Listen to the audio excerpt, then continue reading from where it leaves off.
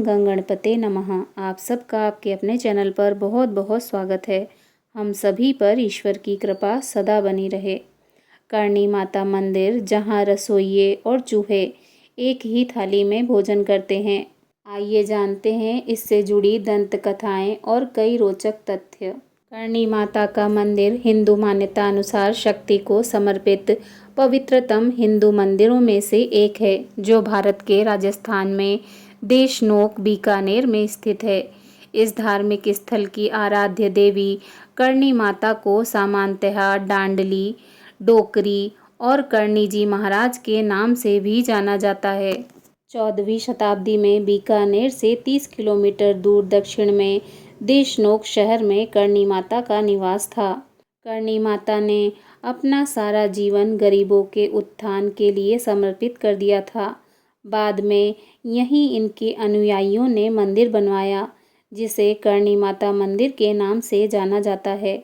माना जाता है कि इस मंदिर का निर्माण कार्य 1530 के आसपास शुरू हुआ और 20वीं सदी में बीकानेर के राजा गंगा सिंह ने इसे राजपूत शैली में पूरा करवाया। करणी मंदिर के मुख्य द्वार पर संगमरमर की नक्काशी बेहद आकर्षक है, जिसे देखने के लिए दूर दूर से श्रद्धालु आते हैं। इसके चांदी के किवाड़, जिस पर माता से जुड़ी किंवदंतियां उकेरी गई हैं, सोने के छत्र और चूहों के प्रसाद के लिए यहाँ रखी चांदी की बड़ी परात देखने के लिए बड़ी संख्या में श्रद्धालु आते हैं। करणी माता मंदिर को चूहों के मंदिर के रूप में भी जाना जाता है। मान्यता है कि यहाँ करणी माता, उनके परिवार के लोग और अनुयायी चूहों के रूप में निवास करते हैं। इसीलिए इस मंदिर में करीब 20,000 चूहों का निवास है और यहाँ करणी माता के साथ चूहों की पूजा की जाती है। इसमें सबसे खास है सफ़ेद चूहे, जिन्हें देखना अत्यंत पुण्य फलदायक माना जाता है। मान्यता है कि ये सफ़ेद चूहे करणी माता और उनके 4 भतीजे हैं, जिन्होंने चूहों के रूप में पुनर्जन्म लिया है। इस मंदिर में इतने चूहे हैं और उन्हें कोई नुकसान न पहुँचे, इसके लिए पैर घसीटकर माँ की मूर्ति के सामने तक चलना पड़ता है। बिल्ली, चील, गिद्ध आदि शिकारियों से चूहों को नुकसान न पहुँचे, इसके लिए मंदिर परिसर में जाली लगाई गई है। सुबह 5 बजे मंगला आरती और साय को 7 बजे आरती के समय चूहों का जुलूस देखने लायक होता है। करणी माता के संबंध में समाज में कई किंवदंतियाँ प्रचलित है। आइए जानते हैं इन किंवदंतियों के बारे में।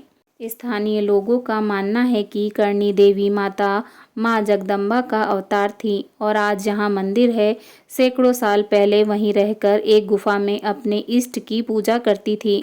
यह गुफा आज भी मंदिर परिसर में है। मान्यता है कि माता के ज्योतिर्लीन होने पर उनकी इच्छानुसार मूर्ति की गुफा में स्थापना की गई। यह भी मान्यता है कि माँ करणी के आशीर्वाद से ही बीकानेर और जोधपुर राज्य की स्थापना हुई थी। एक अन्य दंत कथा के अनुसार करणी माता साधारण ग्रामीण कन्या थी, लेकिन कई चमत्कार उनके जीवन से जुड़े हुए हैं। इनका अवतरण चारण कुल में विक्रम संवत 1444 यानी 20 सितंबर 1387 को अश्वनी शुक्ल सप्तमी शुक्रवार को जोधपुर में मेहाजी कीनिया के घर हुआ था। करणी जी ने जनहित के लिए तत्कालीन जांगल प्रदेश को अपनी कार्यस्थली बनाया और राव बीका को राज्य स्थापित करने का आशीर्वाद दिया। बाद में करणी माता ने पूगल के राव शेखा को मुल्तान के कारागृह से मुक्त कराकर उसकी पुत्री रंग कंवर का विवाह राव बीका से कराया। मान्यता है कि करणी माता ने मानवों और पशु पक्षियों के लिए देशनोक में 10,000 बीघा ओरण अर्थात पशुओं के चराई का स्थान की स्थापना की। माता करणी जी की गायों का चरवाहा दशरथ मेघवाल था। एक बार डाकू पेंथड़ और पूजा महिला से गायों की रक्षा करते समय मेघवाल की मृत्यु हो गई थी। इसके बाद उन्होंने डाकू पेंथड़ और पूजा महिला का अंत कर दिया। एक अन्य दंत कथा के अनुसार करणी माता शक्ति का अवतार थीं और ब्रह्मचारी रहीं। उन्होंने अपने पति देपाजी के वंश को आगे बढ़ाने के लिए छोटी बहन का विवाह उनसे करा दिया।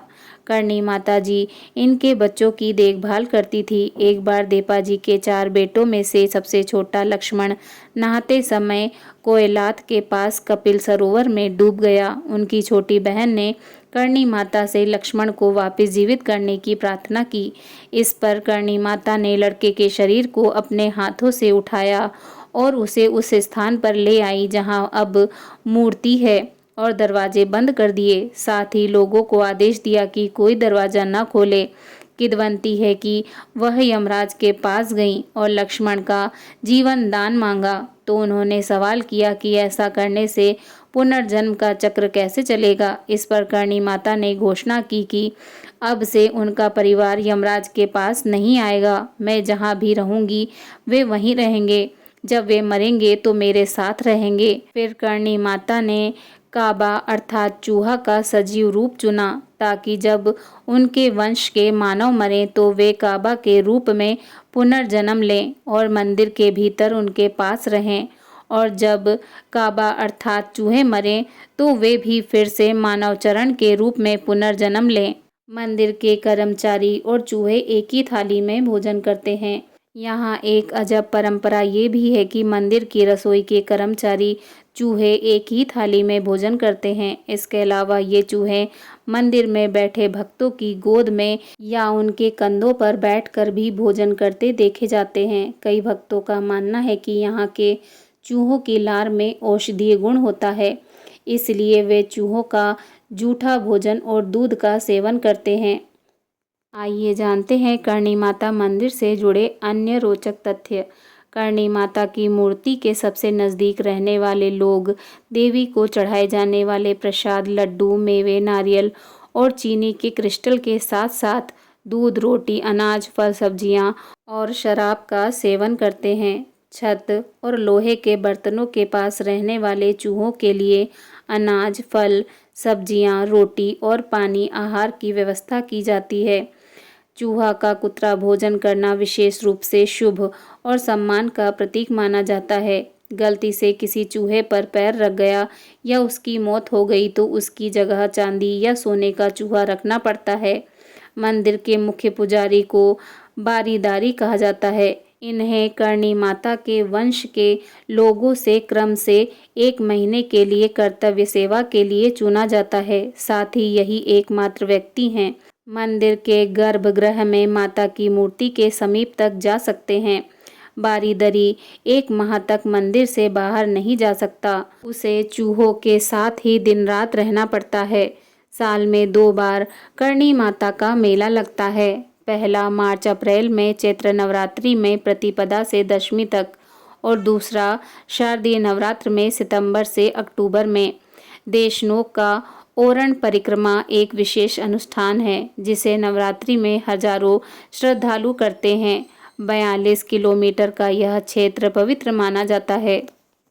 यहाँ ईंधन के लिए पेड़ की लकड़ी काटने और किसी प्राणी को नुकसान पहुँचाने को अच्छा नहीं मानते। प्रेम से बोलिए करणी माता की जय।